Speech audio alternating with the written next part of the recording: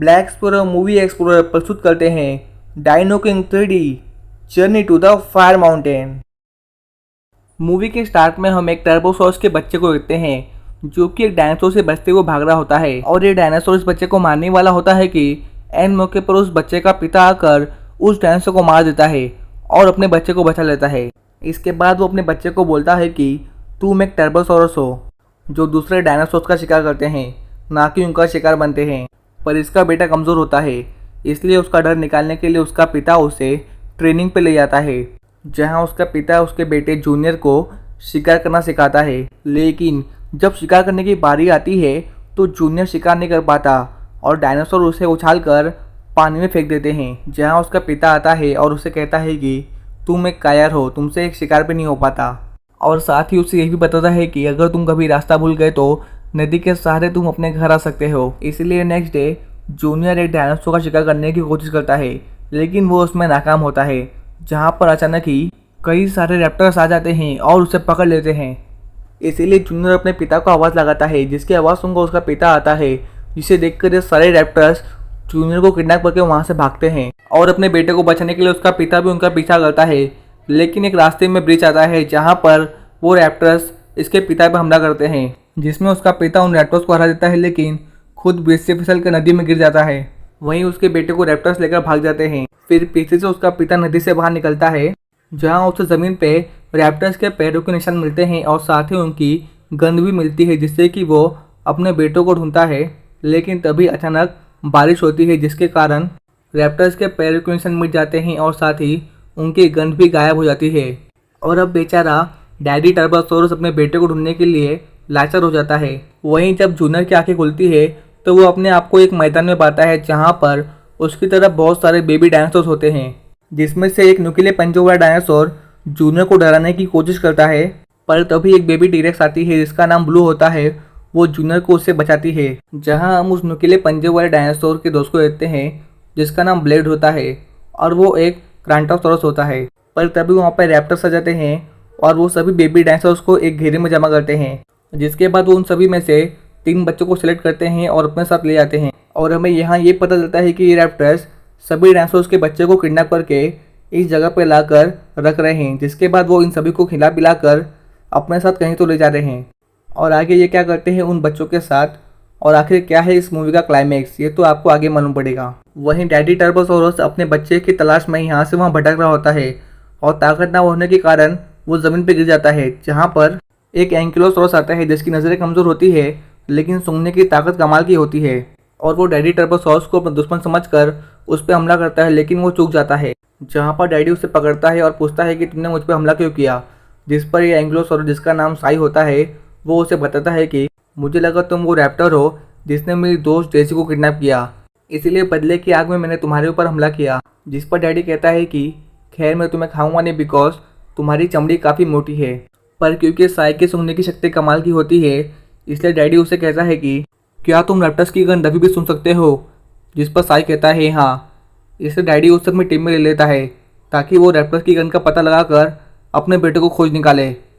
वहीं जूनियर की फ्रेंडशिप एक ट्राइसराटॉप्स के बच्चे से होती है जिसका नाम डस्टी होता है। इधर डैडी टर्बो और साई रैप्टर्स की गंध सुनते सुनते एक पहाड़ के एंट्रेंस पर पहुंच जाते हैं, जहाँ पर साई डैडी को बोलता है कि मुझे कुछ ठीक नहीं लग रहा, हमें अंदर नहीं जाना चाहिए। लेकिन अपने बेटे को बचाने के जुनून में डैडी उसकी एक नहीं सुनता और साई को लेकर पहाड़ के अंदर चले आता है, जहाँ पर इनका सामना इनसे भी बड़े और खतरनाक जहरीले स्कॉर्पियन यानी बिच्छू से होता है, जो कि एक नहीं दो नहीं बल्कि कई सारे होते हैं। और ये सब मिलकर साई और डैडी पे हमला करते हैं। पर अपना टर्बोसॉरस भी किसी से कम नहीं होता और वो उन सभी पे हमला करता है और एक एक करके सभी को मारता है। लेकिन एक स्कॉर्पियन डैडी टर्बो के पैर में अपना डंक गड़ा देता है, लेकिन डैडी उसे भी मारकर साई को उस पहाड़ से बाहर ले आता है। पर बिच्छू का डंक लगने के कारण डैडी के बॉडी में जहर फैल रहा होता है, जिससे कि वो कमज़ोर हो जाता है। इसके बाद ये दोनों चलते चलते एक रेगिस्तान में पहुंच जाते हैं, जहां पर कमजोरी की वजह से डैडी ज़मीन पर गिर जाता है। साई उसे उठाने की कोशिश करता है लेकिन वो उठा नहीं पाता और तभी रेत फिसलने लगती है और रेत की दलदल में ये दोनों गिर जाते हैं और एक गुफा के अंदर पहुँचते हैं। और जब इन्हें होश आता है तो इनके सामने से एक टीरेक्स आती है जो कि साई पे हमला करने वाली होती है, जहाँ पर डैडी उस टीरेक्स से साई को बचाता है। और ये टीरेक्स डैडी की दोस्त होती है, जहाँ पर वो डैडी को कहती है कि वाह सही है, जिसने तुम्हारी जान बचाई तुमने उसको ही मारने की कोशिश की। वो बताती है कि मैंने तुम्हारी चोट का इलाज पास के आयुर्वेदिक जड़ी बूटियों से किया, जिससे कि तुम्हारा घाव भर गया और तुम्हें होश आया, लेकिन तुम कमज़ोर हो अभी भी, इसलिए मैं इस एंकिलोसॉरस को तुम्हारे लिए खाने में परोसने वाली थी। जहाँ पर डैडी उसे कहता है कि ये मेरा दोस्त है जिसका नाम साई है। वहीं ये टीरेक्स जिसका नाम फैंग होता है, वो इन्हें बताती है कि वो अपनी बेटी को ढूंढ रही है जो कि 2 हफ्ते पहले चोरी हो गई। वहीं दूसरी ओर रैप्टर्स फिर से आते हैं और इस बार वो डस्टी को अपने साथ ले जाते हैं, जहाँ पर जूनियर कुछ भी नहीं कर पाता। इसीलिए अपने दोस्त को बचाने के लिए और उस जगह से बाहर निकलने के लिए वो एक प्लान बनाता है, जहाँ पर वो ब्लू की मदद से मैदान में आने वाले एक फ्लाइंग डायनासोर पैराडॉक्टर को पकड़ लेता है और उसे अपने खाने के बदले बाहर के बारे में जानकारी लेता है।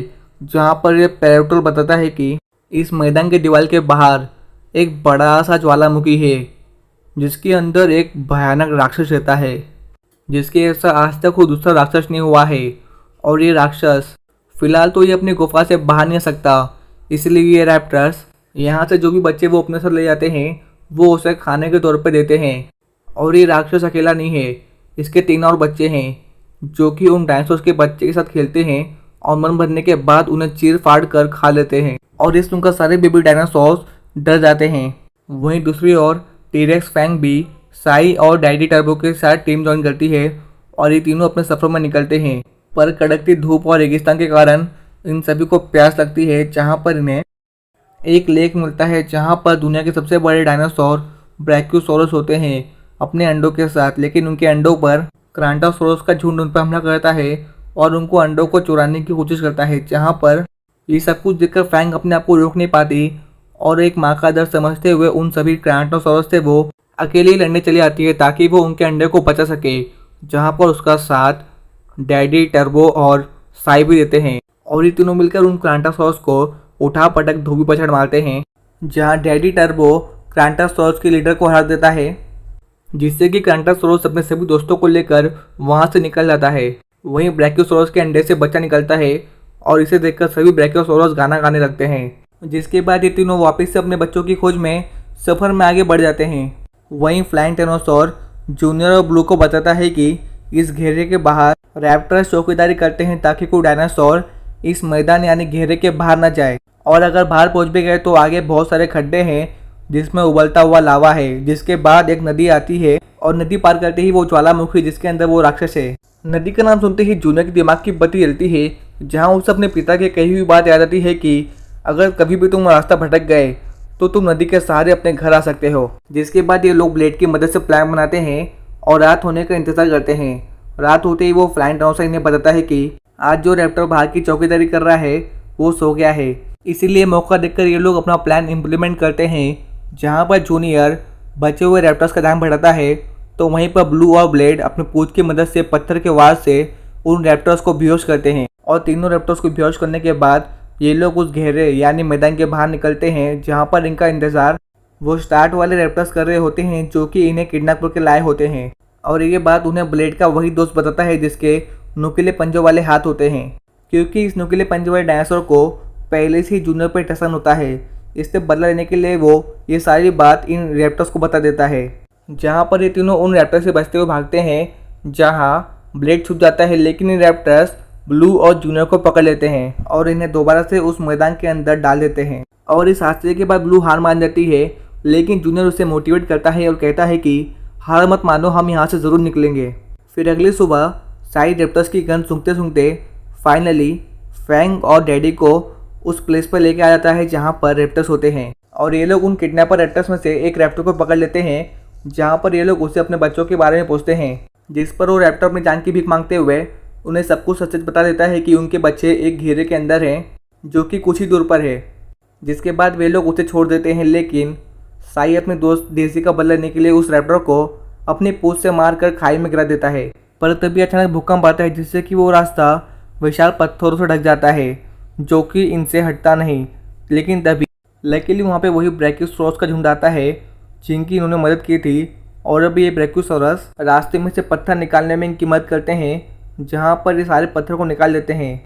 जिसके बाद डैडी टर्बो, फैंग और साई ये तीनों अपने बच्चों की ओर बढ़ते हैं, जहाँ पर इन्हें रास्ते में पूरी रैप्टर फौज का सामना करना पड़ता है और ये फाइट सीक्वेंस तो बहुत ही औसम होता है, जहाँ पर ये तीनों मिलकर एक एक करके सभी रैप्टर्स को मारते हैं। वहीं ब्लेड मैदान यानी घेरे के पास जाता है और सभी डायनासोर्स को कहता है कि बाहर कोई भी पहरेदारी नहीं कर रहा है, तो चलो दोस्तों हम यहाँ से निकल जाते हैं। जिसके बाद सभी डायनासोर्स वहाँ से भागते हैं, जिनमें जूनियर और ब्लू भी होते हैं। जहाँ ब्लेड, ब्लू और जूनियर ये तीनों भागते भागते नदी की ओर जाते हैं, लेकिन तभी इनका सामना नुकीले पंजे वाले ब्लेड के दोस्त से होता है, जो कि इनका रास्ता रोक के रखता है, जिसके साथ वो किडनैपर रैप्टर्स भी होते हैं। लेकिन फिर भी ब्लेड, ब्लू और जूनियर ये तीनों मिलकर उस नुकीले पंजे वाले और उन दोनों रैप्टर्स को हरा देते हैं और उन्हें ज्वालामुखी के अंदर फेंक देते हैं। वहीं ये तीनों भी नदी के अंदर कूद जाते हैं और इनको लगता है कि अब ये लोग घर पहुंचेंगे, लेकिन ऐसा नहीं होता। ये लोग तो ज्वालामुखी के अंदर पहुंचते हैं, जहां पर जूनियर डेस्टी से मिलता है, जो कि अभी भी जिंदा होता है। लेकिन तभी वहां पर अचानक ही उस राक्षस के तीनों बेटे आ जाते हैं, जो कि गॉडजिला जैसे लग रहे होते हैं और इस राक्षस के बच्चे इन पर अटैक करते हैं। जहाँ पर इन मौके पर डैडी टर्बो और फैंग आते हैं, जो कि इन मॉन्स्टर्स के बच्चे को भगा देते हैं। जहाँ डैडी टर्बो अपने बेटे जूनियर से मिलता है, तो वहीं फैंग अपनी बेटी ब्लू से मिलती है। और इससे पहले कि ये लोग खुशी मनाएं, तभी वहाँ पर ज्वालामुखी राक्षस आ जाता है और आते ही इन सब पे अटैक करने लगता है। जहाँ पर डैडी टर्बो और फैंग इस मॉन्स्टर से लड़ रहे होते हैं, तो वहीं इनके बच्चे उसके बेटों से लड़ रहे होते हैं। जहाँ ब्लू, ब्लेड, फैंग और साई मिलकर इसके बेटों को बेहोश कर देते हैं, तो वहीं पर डैडी टर्बो, फैंग और बाकी सभी लोग इस ज्वालामुखी राक्षस से बचते हुए भागते हैं। और भागते भागते ये लोग गुफा के अंत में पहुंच जाते हैं, जिसका आगे रास्ता नहीं होता। और यहीं ये ज्वालामुखी राक्षस जूनियर पर हमला करता है, जिससे कि जूनियर बेहोश हो जाता है। पर तभी गुफा के सारे पत्थर इस मॉन्स्टर के ऊपर गिरते हैं, जिससे कि ये मॉन्स्टर पत्थरों के नीचे दब जाता है। वहीं जूनियर को होश नहीं आया होता है, जहाँ पर उसका पिता उसके सख्त बिहेवियर के लिए उससे माफ़ी भी मांगता है और बाकी सभी लोग जूनियर को जगाने की कोशिश करते हैं। लेकिन तभी जूनियर को होश आ जाता है, जिसे देखकर सभी लोग काफ़ी खुश हो जाते हैं। पर अभी भी इनके पास बाहर निकलने का रास्ता नहीं होता। वहीं गुफा में ज्वालामुखी भी आ रहा होता है, जहाँ पर वो राक्षस वापस से एक बार जिंदा हो जाता है। तभी डैडी टर्बो अपना दिमाग चलाता है और सभी को एक्साइट करके उस राक्षस को अपने ऊपर टारगेट लगाता है। और जैसे ही वो राक्षस इस पर हमला करता है, वैसे ही डैडी टर्बो वहाँ से हट जाता है, जिससे कि वो सारे पत्थर जो कि गुफा को बंद करके रखे थे वो सब हट जाते हैं। और मौका देखकर सभी लोग वहाँ से बाहर निकल जाते हैं, जहाँ पर बचे हुए पत्थर उस राक्षस के ऊपर गिर जाते हैं, जिससे कि फाइनली इस बार उस राक्षस की मौत हो जाती है। और ये लोग फाइनली उस जगह से निकलकर एक खूबसूरत जगह पे आते हैं, जहाँ पे बहुत सारी हरियाली होती है। वहीं साई, फैंग और डैडी टर्बो, जिसका नाम स्पेकल्स होता है, उन्हें बाय कहकर अपने सफ़र में निकल जाता है। जिसके बाद हम देखते हैं कि डैडी टर्बो यानी Speckles, Fang, Blue, Junior, Dusty और ब्लेड ये सब साथ में उस हरियाली का मज़ा ले रहे हैं। और यहीं पे इस हैप्पी एंडिंग के साथ ये मूवी एंड होती है। सो वीडियो अच्छा लगा तो वीडियो को लाइक करना और कमेंट में ज़रूर बताना कि आपका फेवरेट डायनासोर कौन सा है। और साथ ही में हमारे channel black explorer movie explore को सब्सक्राइब कर देना। धन्यवाद।